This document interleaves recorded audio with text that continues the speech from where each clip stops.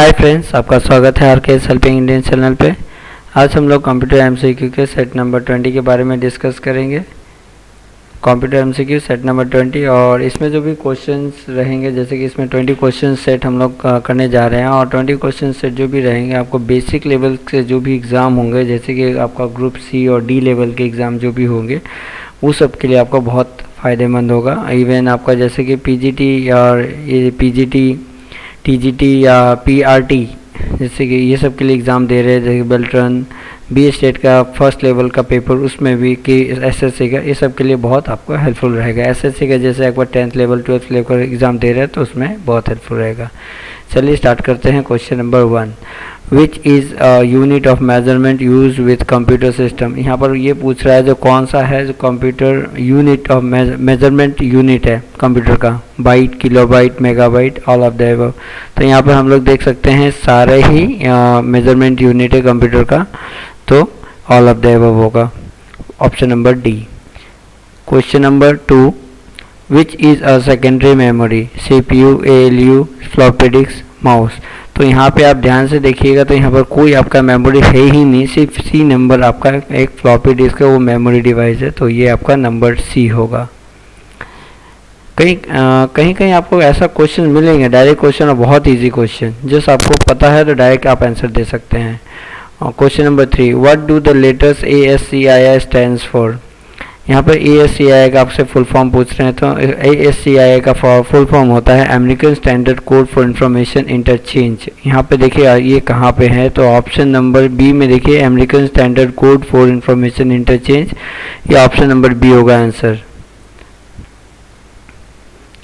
Sorry, यहाँ पे आपका लिखा हुआ है, लेकिन American standard code for information interchange ये आपका टाइपिंग एरर हो सकता है, तो ऑप्शन नंबर बी इसका कर लीजिएगा। यहाँ पे आपका ऑप्शन नंबर बी होगा, लेकिन आपका जो आंसर रिटन है वो सही है।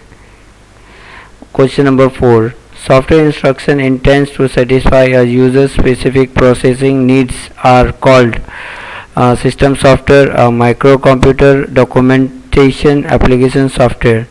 तो यहाँ पर ये पूछा जा रहा है जो सॉफ्टवेयर इंस्ट्रक्शन कौन ऐसा सॉफ्टवेयर, मतलब कौन सा ऐसा सॉफ्टवेयर है जो पर्टिकुलर स्पेसिफिक काम करती है यूजर्स का, तो specific processing need particular specific purpose के लिए बनाई जाती है, तो वो है आपका एप्लीकेशन सॉफ्टवेयर। जैसे कि आप एग्जांपल देख सकते हैं, जैसे कि आपका MS वर्ड सिर्फ वर्ड प्रोसेसिंग सॉफ्टवेयर, उसे वर्ड प्रोसेसिंग भी बोला जाता है। आप उसको एक वर्ड MS वर्ड को आप उसको ये प्रेजेंटेशन के लिए आप उसको यूज़ नहीं कर सकते, आप उसको इमेज प्रोसेसिंग के लिए यूज़ नहीं कर सकते। ऑल्दो उसमें मैं इमेज दिखा सकता हूँ, लेकिन image processing as a image processing software मैं उसको यूज़ नहीं कर सकता। तो जो भी कोई भी सॉफ्टवेयर हो जो पर्टिकुलर स्पेसिफिक टास्क के लिए बना हो, तो उसको बोला जाता है application software. Which of the following people probably has the least amount of technical knowledge. यहाँ पे ये पूछा जा रहा है कंप्यूटर में आपका कौन से ऐसे पर्सन्स होते हैं जिसको कंप्यूटर का बहुत कम नॉलेज होता है, वो है आपका यूज़र, वो है आपका यूज़र। अब यूज़र कौन क्या लेके टर्म है जो यूज़र का नाम लिया गया है। यूज़र आपका जैसे कि हम लोग जब ये आपका एक प्रोग्राम डेवलपमेंट साइकिल का है, जो प्रोग्राम जो मान लीजिए कोई पर्टिकुलर क्लाइंट है, किसी को सॉफ्टवेयर बनाना है, तो वो है यूज़र जो यूज़ करेगा। सो वो है यूज़र, जो बनाएगा वो है computer programmer.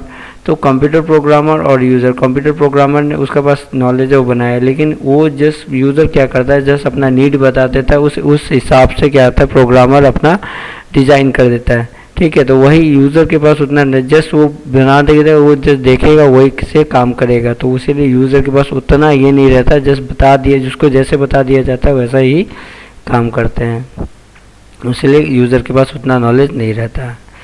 Question number 6, reusable optical storage with will typically have the acronym dash. Reusable पूछ रहा है, ठीक है, तो ये है आपका ऑप्शन नंबर BRW, इसको बोला जाता है री राइटेबल। ठीक है, आपको DVD RW लिखा रहेगा, तो इसका मतलब है आपका वो DVD री राइटेबल है, आप उसको इरेज करके फिर से लिख सकते हैं। तो कोई भी CD-ROM आपका CD या RW लिखा हो तो समझिए उसको आप रीयूजेबल डिस्क है वो। यदि आपको सिर्फ DVD लिखा हुआ है तो मतलब समझिए वो री राइटेबल नहीं है। ठीक है, Question number 7. The dash tells the computer how to use its component, utility, network, operating system, application, program.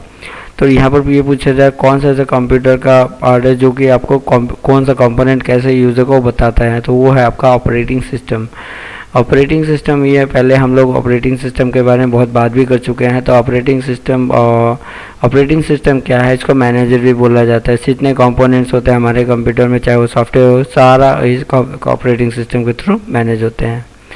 Question number 8. The most important और powerful computer in a typical network is desktop, network line, network server, network station. तो ये है आपका network server, most powerful computer. क्योंकि powerful computer इसलिए क्योंकि वो बहुत सारे कंप्यूटर को रिस्पॉन्स करती है, तो इसीलिए नेटवर्क सर्वर बहुत पावरफुल कंप्यूटर होता है। तो ऑप्शन नंबर सी इसका आंसर होगा। Question number 9. To access a mainframe और supercomputer user often use a dash. ये है आपका टर्मिनल, नोड, डेस्कटॉप, हैंडल। तो इसका आंसर होगा आपका टर्मिनल। ठीक है। Question number 10. What database function allows you to define the data your database is storing? database में ऐसा क्या फंक्शन, कौन सा फंक्शन हमें अलाउ करती है जो क्या वो स्टोर करेगी, वो database फंक्शन में वो अलाउ करती है। तो database फंक्शन का क्या ऐसा फंक्शन है जो ये बताती है जो क्या स्टोर करना है database में, वो है आपका डाटा डिक्शनरी। ठीक है, डाटा डिक्शनरी हमें बताती है जो database में क्या स्टोर करना है। Question number 11. If you wanted to tell the database management system that a specific attribute contain number only, what would you need to set? हमें ये बताना है डाटाबेस को, जैसे कि ये फील्ड है, नेम फील्ड में सिर्फ कैरेक्टर ही लेगा, कोई और नहीं। जैसे कि रोल नंबर फील्ड में सिर्फ नंबर ही लेगा, कोई कुछ और नहीं। तो वो कैसे सेट करेंगे, तो वो होता है डाटा टाइप से। ठीक है, ऑप्शन नंबर बी इसका आंसर होगा। Option number B, data type से आप सेट करते हो तो ये पर्टिकुलर फील्ड में यही टाइप का वैल्यू लिया जाएगा और कहीं नहीं, तो उसे डाटा टाइप से हम लोग सेट कर सकते हैं। Question number 12. What key distinctly identify a record in a database table? कौन सा ऐसा की है जो यूनिकली आइडेंटिफाई करती है हमारे रिकॉर्ड को, वो है आपका प्राइमरी की। ठीक है, option number B. Question number 13. When you link one database table to another database table, what are you creating? एक database table से दूसरा database table क्रिएट हो रहा है, उसे क्या बोला जाता है, उसे बोला जाता है रिलेशनशिप्स। ठीक है। Question number 14. What database tool would you use to find answers to your questions about data stored in your database? वो query, table, show, question answer। यहाँ पर जब आप database पर क्वेश्चन करते हो तो उसे क्या बोला जाता है, उसे बोला जाता है queries। ठीक है, option number A. Question number 15. When you describe or define the categories of information we collect in an Excel worksheet, what type of table are we creating? जब आपका हम लोग क्या होता है, जब कैटेगरी डिस्क्राइब करते हैं या डिफाइन करते हैं इंफॉर्मेशन को एक्सेल वर्कशीट में, तो उसे क्या बोला जाता है, उसे बोला जाता है लिस्ट डेफिनेशन। ठीक है, number D, list definition.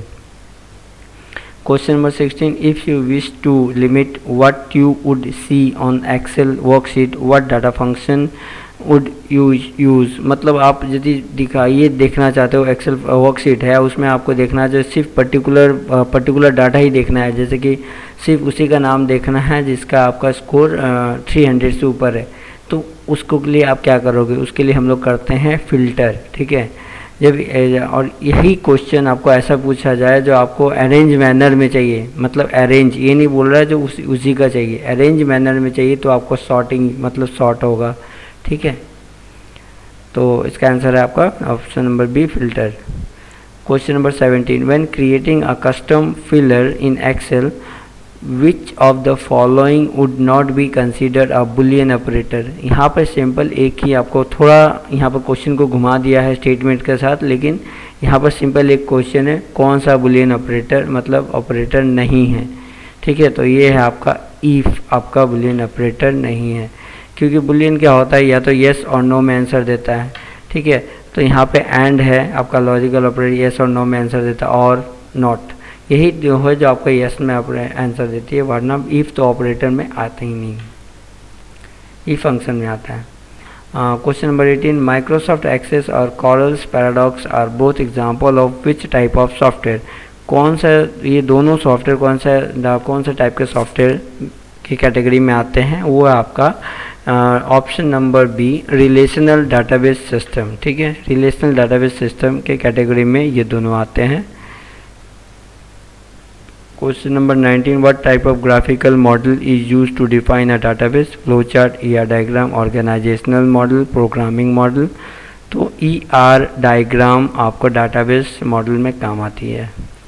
Question number 20, which of the following contains information about the structure of database? Database management system, data dictionary, data repository, data warehouse. तो स्ट्रक्चर ऑफ डाटाबेस आपका data dictionary के पास रहता है। ठीक है, तो इसका option होगा नंबर सी।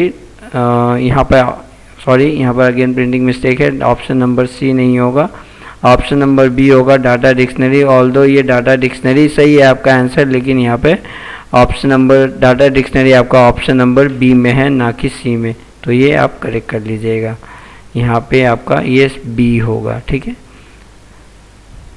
तो आज का 20 क्वेश्चन सेट कंप्लीट हुआ। Thanks for watching.